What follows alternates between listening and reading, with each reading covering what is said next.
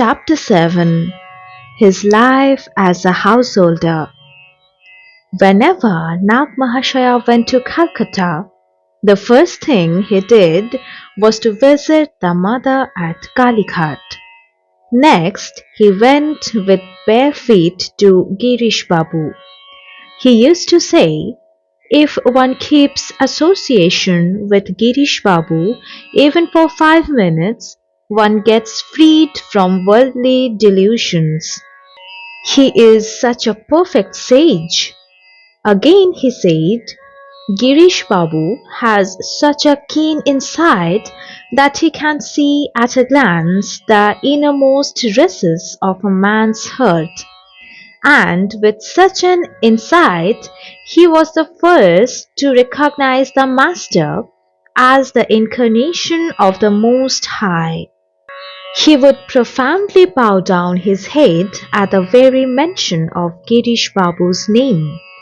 To him he gave a very high place amongst the devotees of Sri Ramakrishna.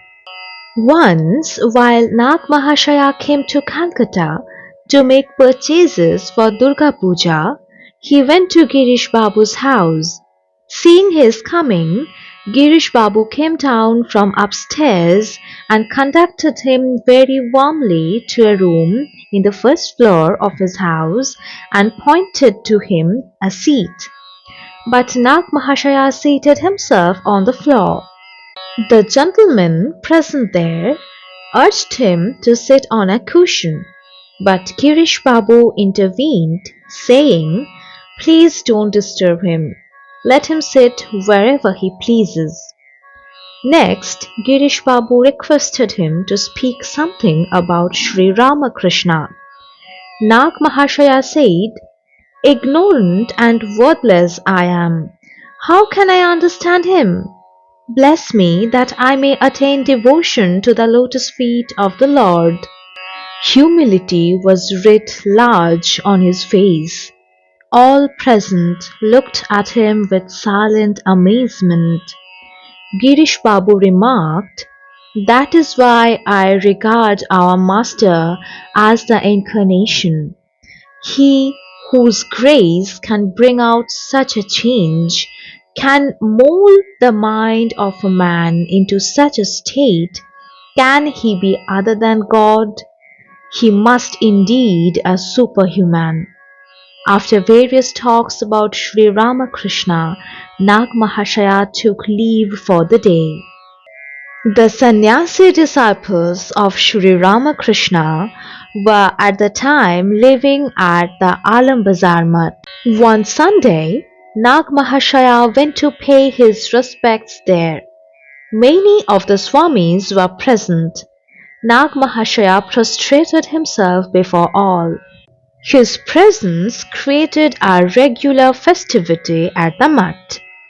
An acclamation of joy was heard. He was received warmly by his brother disciples. Swami Ramakrishnananda was at the time performing evening service. Nagmahashaya also joined in the service. After a time, all sat down to take prasadam. Nagmahashaya was served in a plate. After finishing with it, he went to clean the plate himself in spite of their objections. He then prepared chillums of tobacco for the Swamis. He remained that night in the monastery. It was a very sultry night, and he passed it wholly in japam and meditation. Nagmahashaya had not visited Dakshineshwar for a long time. One day he set out with Suresh and another devotee, Chakravarti. On their way was the garden house of Kashipur, where the master had passed the last days of his earthly existence. Suresh was pointing the house to Chakravarti. The very name of Kashipur used to sting Nagmahashaya with agony and make him shudder. He did not turn to see the house now, yet his countenance turned pale. When the topic of the master's passing away of cancer was raised, Nagmahashaya exclaimed, "It was all the play of the Lord." He vicariously took upon himself the disease for the salvation of the Jivas. This was the last time that he passed by that road. They reached Dakshineshwar. At the front of the gate, Nagmahashaya prostrated himself in a great reverence. Chakravarti had never seen the place before. Suresh showed him the Bilva tree, the Panchavati and other hallowed places where Sri Ramakrishna had practiced meditation. Nagmahashaya moved with them mechanically. Who could guess where his mind was rumbling at that time? Then they turned towards the room where Sri Ramakrishna lived. When they reached there, Nagmahashaya cried out, "Ah Lord, what is it that I have come to see there?" and threw himself down. Chakravarti raised him up, but by no means could he persuade him to enter into the room. He said, "What shall I go to see? It is all over here in this life." Never in his life did he enter the room again. Whenever he visited Dakshineshwar, he bowed his head to the room from a distance and went away. Hriday Mukhopadhyay, who was a nephew of the master, also happened to come to the garden that day. He had a pack of clothes with him and looked very sad. Hriday was at that time earning his livelihood by hawking clothes. He was known to Nagmahashaya, and both began to talk about Sri Ramakrishna. Hriday sang a few songs about the Divine Mother. Nagmahashaya said that the master used to sing those songs. After a long conversation, Hriday said, "How blessed you all have been through his grace. But alas, I have still to walk from door to door as a street hawker for my bread. My uncle did not extend his grace to me." With this he burst into tears, sobbing inconsolably like a child. On their way back from Dakshineshwar, they paid a visit to the Alambaza monastery, where they partook the afternoon prasadam.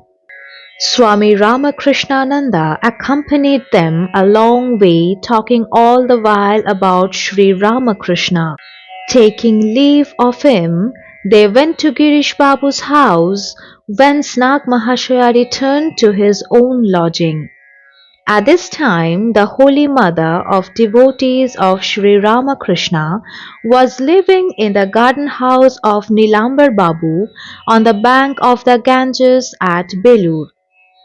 One Sunday he wanted to see her. He bought some sweetmeats and a piece of red bordered cloth for the mother and was ready to start when Chakrabarti came to accompany him and found Nagmahashaya ejaculating like a child.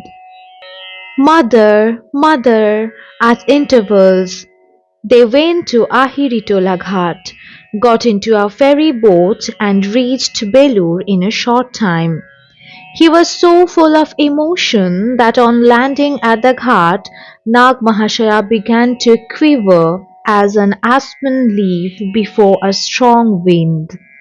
Swami Premananda had seen Nagmahashaya from a distance and had already informed the mother.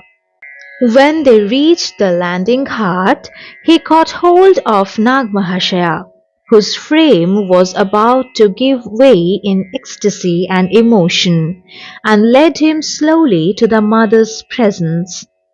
After the lapse of about half an hour, they came out.